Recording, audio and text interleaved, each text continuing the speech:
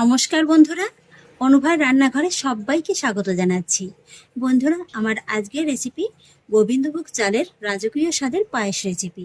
আর সেই জন্য দেখুন, শুরুতেই কিন্তু আমি একটা বড় মিক্সিং বোল নিয়ে নিয়েছি। আর এবার আমি বোলের মধ্যে নিয়ে নেব 200 গ্রাম গোবিন্দভোগ চাল। এই যে দেখুন,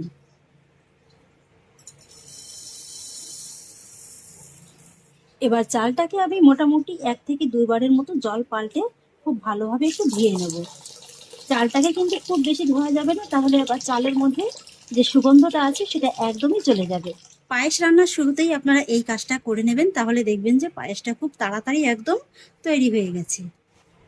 চালটাকে একটু ভালোভাবে ধুয়ে নিয়েছি, আর তারপরে কিন্তু চালটাকে এইভাবে একটা ছাঁকনির পরে আমি রেখে দিয়েছি। আর এইভাবে মোটামুটি 5 থেকে 10 মিনিটের মতো আমি রেখে দেবো। এতে করে চালের মধ্যে অতিরিক্ত জলটা ভালোভাবে ঝরে যাবে, আর চালটাও কিন্তু খুব ভালোভাবে একটু নরম হয়ে যাবে। এবার আমি পায়েসটা রান্না করে নেবো, সেই জন্য গ্যাসে পানি একটি কড়াই বসিয়ে দিয়েছি, আর তার মধ্যে দিয়ে দিচ্ছি খুবই সামান্য একটু জল। জলটাকে একটু কড়াইয়ের গায়ে খুব ভালোভাবে লাগিয়ে নেব। জলটাকে একটু লাগিয়ে নেওয়ার পর এবার আমি পায়েসের জন্য এই কড়ার মধ্যে দিয়ে দেব 2 লিটার ফুল ক্রিম মিল্ক। এখানে পায়েসটা রান্না করার জন্য যদি আপনারা খাঁটি গরুর দুধটা পান, সেক্ষেত্রে কিন্তু পায়েসটা খেতে আরও ভালো লাগবে। তবে একান্তই যদি খাঁটি গরুর দুধটা হাতের কাছে না থাকে, তাহলে আপনারা চেষ্টা করবেন এরকম প্যাকেটের ফুল ক্রিম দুধটা ব্যবহার করার, তাহলেও কিন্তু পায়েসটা খেতে ভালো লাগবে। আমি আজকের এই পায়েসটা 2.5 লিটার দুধে করব। তো প্রথমে কিন্তু কড়াইয়ের মধ্যে আমি 2 লিটার দুধটা দিয়ে দিচ্ছি, আর 500 গ্রাম দুধ কিন্তু আমি আলাদা জাল করে নেব। দুধটাকে আমি কড়াইয়ের মধ্যে নিয়ে নিয়েছি, আর এবার হাই ফ্লেমে কিন্তু দুধটাকে একটু জাল করে নিতে হবে। দুধটাকে আমি কড়াইয়ের মধ্যে নিয়ে নিয়েছি, আর এবার আমি দুধের মধ্যে অ্যাড করব 4-5টির মতো ছোট এলাচ। মুখটাকে দেখুন এইভাবে কিন্তু একটু ফাটিয়ে দিয়েছি, এতে করে পায়েসের মধ্যে এলাচের ফ্লেভারটা খুব ভালোভাবে আসবে। আর সেই একই সঙ্গে অ্যাড করব 3টির মতো তেজপাতা, এইভাবে একটু ছিঁড়ে 2 টুকরো করে দিয়ে দেবো। এবার হাই ফ্লেমে কিন্তু দুধটাকে প্রথমে আমি একটু জাল করে নেব। মোটামুটি দুধটা জাল করে একটু কমিয়ে নিতে হবে। আর বন্ধুরা, পায়েস রান্নার শুরুতেই যদি দুধটা দেওয়ার আগে আপনারা কড়ার মধ্যে সামান্য একটু জল দিয়ে দেন, তাহলে কিন্তু দুধটার কড়ার নিচে ধরে যেতে পারে না। এদিকে দেখুন 10 মিনিট হয়ে গেছে, চালের জলটা কিন্তু খুব ভালোভাবে ঝরে গেছে। আর এবার আমি জল ঝরানো চালটাকে কিন্তু একটা বোলের মধ্যে নিয়ে নেব। এই যে দেখুন, খুব সুন্দরভাবে কিন্তু একদম ঝরঝরে হয়ে গেছে। চালটাকে আমি বোলের মধ্যে নিয়ে নিয়েছি, আর এবার আমি চালের মধ্যে অ্যাড করব 2 চা চামচের মতো ঘি। এখানে যেহেতু আমি জমাট বাঁধা ঘিটা নিয়েছি, তাই কিন্তু 1 চা চামচের মতো নিয়েছি। আপনারা যদি গলানো ঘিটা নেন, তাহলে কিন্তু 2 চা চামচ নিয়ে নেবেন। এবার আমি ঘিটাকে কিন্তু চালের সঙ্গে একটু ভালোভাবে মেখে নেব। এইভাবে পায়েস রান্নার সময় যদি চালের মধ্যে সামান্য একটু ঘি মাখিয়ে নেওয়া হয়, তাহলে কি হয় জানেন তো, এই চালটা যখন আপনারা দুধের মধ্যে ছাড়বেন, চালটা কিন্তু এক জায়গায় আর দলা পাকিয়ে যাবে না। আর তাছাড়া পায়েসের স্বাদটাও কিন্তু হবে একদম রাজকীয়।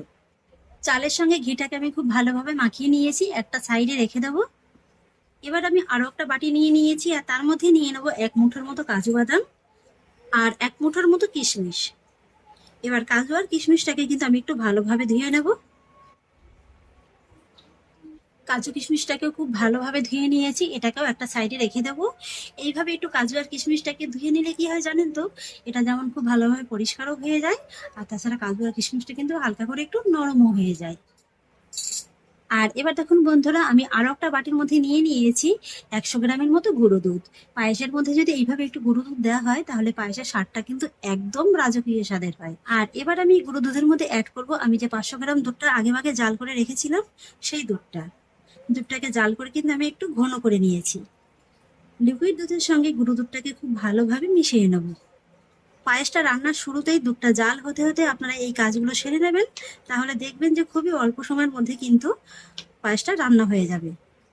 গুঁড়ো দুধটাকেও আমি ভালোভাবে রেডি করে নিয়েছি, এটাকেও একটা সাইডে রেখে দেবো। আর এদিকে দেখুন, দুধটাও কিন্তু বেশ ভালোভাবে ফুটে উঠেছে। মোটামুটি দুধটাকে আমি 8 থেকে 10 মিনিটের মতো একটু জাল করে নিয়েছি। আর দুধটা জাল হয়ে দেখুন সামান্য করে কিন্তু একটু ঘন হয়ে গেছে। আর দুধটা জাল দেওয়ার সময় কিন্তু সাইডে যে সরগুলো আছে না, এটাকে কিন্তু আপনারা অবশ্যই এইভাবে তুলে দেবেন।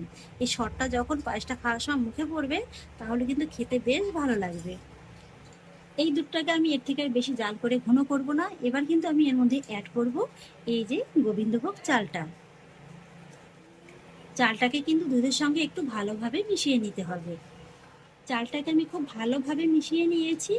আর এবার কিন্তু নাড়াটা একদমই বন্ধ রাখা যাবে না, মাঝে মাঝে কিন্তু এইভাবে একটু অবশ্যই নেড়ে চেড়ে দিতে হবে, তা নাহলে কিন্তু আবার চাল আর দুধটার নিচে বসে যেতে পারে।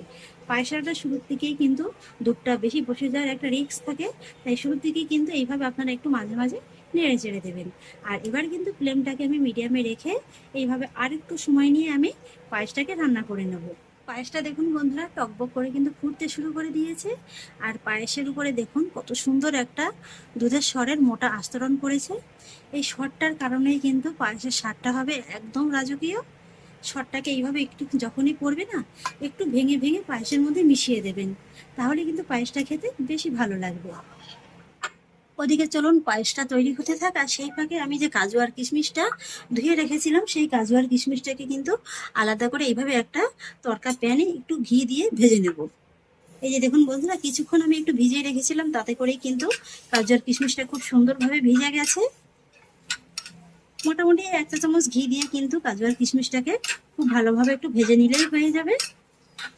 কাজু কিশমিশটাকে আমি খুব সুন্দর করে ভেজে নিয়েছি, এবার আমি এটাকে নামিয়ে নেব। এবার চলুন আমি আপনাদের পায়েসটিকে আবারও দেখিয়ে দিচ্ছি। এই যে দেখুন আবারও কিন্তু একটা মোটা সরের মতো পড়েছে, এটাকে কিন্তু আবারও এইভাবে একটু মিশিয়ে দিতে হবে। আর এইভাবে মোটামুটি 7 থেকে 8 মিনিটের মতো মিডিয়াম ফ্লেমে একটু জাল করলেই দেখতে পাবেন চালটা কিন্তু বেশ অনেকটা সেদ্ধ হয়ে গেছে। এই যে দেখুন আপনাদের দেখিয়ে দিচ্ছি, মিষ্টিটা যখন আপনারা পায়েসের মধ্যে অ্যাড করবেন তার আগে চালটাকে ঠিক কেমনভাবে সেদ্ধ করে নিতে হবে। এই যে দেখুন চালটা যেন একেবারে খুব বেশি সেদ্ধও না হয়ে যায়, আবার একেবারে যেন শক্ত না থেকে যায়। চালটা এইভাবে একটু 2 আঙুলের সাহায্যে চাপ দেবেন।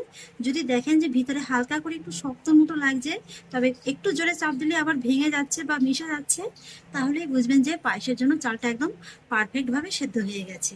আর ঠিক এই স্টেজে পায়েসের মধ্যে অ্যাড করতে হবে মিষ্টিটা। তো বন্ধুরা আজকে আমি পায়েসটা কোনো রকম চিনি দিয়ে রান্না করব না। দেখুন এখানে আমি নিয়েছি মিশ্রি। এখানে কিন্তু আপনারা মিশ্রির পরিবর্তে সাদা বাতাসা দিয়েও পায়েসটা রান্না করতে পারেন।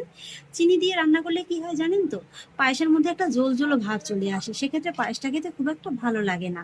আর পায়েসের কালারটাও কিন্তু হালকা একটু লাল হয়ে যায়। আর এইভাবে একটু মিশ্রি দিয়ে রান্না করলে কিন্তু পায়েসটা একদম সাদা থাকে। তো এখানে আমি 200 গ্রাম চালের জন্য কিন্তু 400 গ্রামের মতো মিশ্রিটা নিয়েছি।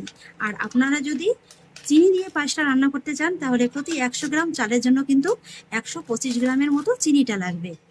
মিশ্রিটা আমি পায়েসের মধ্যে দিয়ে দিয়েছি, এবার কিন্তু মিশ্রিটাকে আমি পায়েসের সঙ্গে একটু ভালোভাবে মিশিয়ে নেব।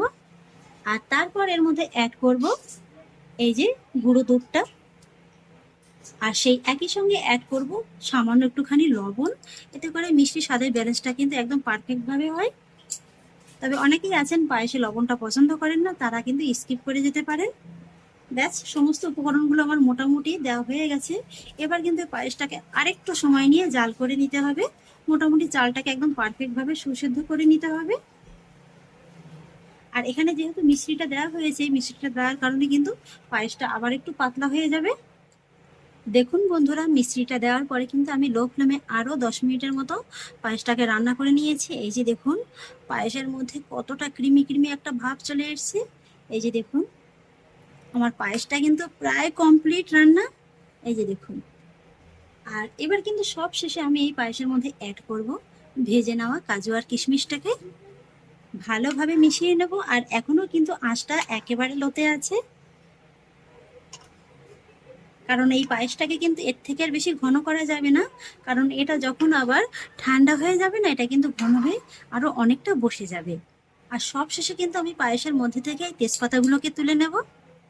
এই তো বন্ধুরা, ব্যাস তৈরি হয়ে গেল আমার একদম ক্রিমি ক্রিমি টেক্সচারের আর রাজকীয় স্বাদের গোবিন্দভোগ চালের পায়েস রেসিপি। দেখতে দেখুন বন্ধুরা কতটা লোভনীয় লাগছে। আর যে এই পায়েস একবার খাবে সেই কিন্তু আপনার এই রেসিপির প্রেমে পড়ে যাবে। এই যে দেখুন, এর থেকে কিন্তু আমি আর একদমই ঘন করব না। গ্যাসের ফ্লেমটাকে এবার আমি অফ করে দেব। জন্মদিন হোক কিংবা অন্য যে কোনো শুভ অনুষ্ঠান, এই পায়েস কিন্তু আমাদের প্রায় প্রত্যেকটা বাড়িতেই হয়ে থাকে, আর তৈরিও করতে পারেন কিন্তু প্রায় অনেকেই। তবে এমন কিছু কিছু ছোটোখাটো টিপস আছে যেটা ফলো করলেই কিন্তু এই একই পায়েস হবে একেবারে ক্রিমি ক্রিমি টেক্সচারের আর একদম রাজকীয় স্বাদের। তো দেখুন বন্ধুরা, পায়েসটাকে কিন্তু আমি হালকা করে একটু ঠান্ডা করে নিয়েছি। আর এখনই দেখুন এর টেক্সচারটা কত সুন্দর এসছে। আর এই পায়েসটা যখন ভালোভাবে ঠান্ডা হয়ে যাবে না, এর টেক্সচারটা কিন্তু আরো অনেকটা ভালো আসবে। আর পায়েস কিন্তু ঠান্ডা ঠান্ডা খেতেই বেশি ভালো লাগে। তাহলে দেখে নিলেন তো বন্ধুরা, চালের পায়েস বানানো কতটা সহজ। এইভাবে একবার বাড়িতে বানিয়ে খেয়ে দেখুন, কথা দিচ্ছি বারবারই কিন্তু খেতে মন চাইবে। আশা করছি আমার আজকের এই পায়েসটা দেখে আপনারা বুঝতেই পারছেন যে এটা কতটা টেস্টি হবে। এই যে দেখুন, একবার খেলে কিন্তু সারা জীবন এর স্বাদ মুখে লেগে থাকবে। তাহলে আশা করছি বন্ধুরা, আমার আজকের এই রেসিপিটি আপনাদেরও খুব ভালো লেগেছে। যদি ভালো লেগে থাকে তাহলে আমাকে অবশ্যই একটা লাইক এবং কমেন্ট করবেন, সেই সঙ্গে বন্ধুদের সঙ্গে শেয়ার করবেন। আর প্লিজ বন্ধুরা, যদি আমার পরিবারের নতুন সদস্য হয়ে থাকেন তাহলে একটা সাবস্ক্রাইব করে পাশে থাকা বেল আইকনটি প্রেস করে দেবেন। ফিরে আসছি এরকমই পরের অন্য কোনো নতুন রেসিপি নিয়ে। সবাই ভালো থাকুন, সুস্থ থাকুন। ধন্যবাদ।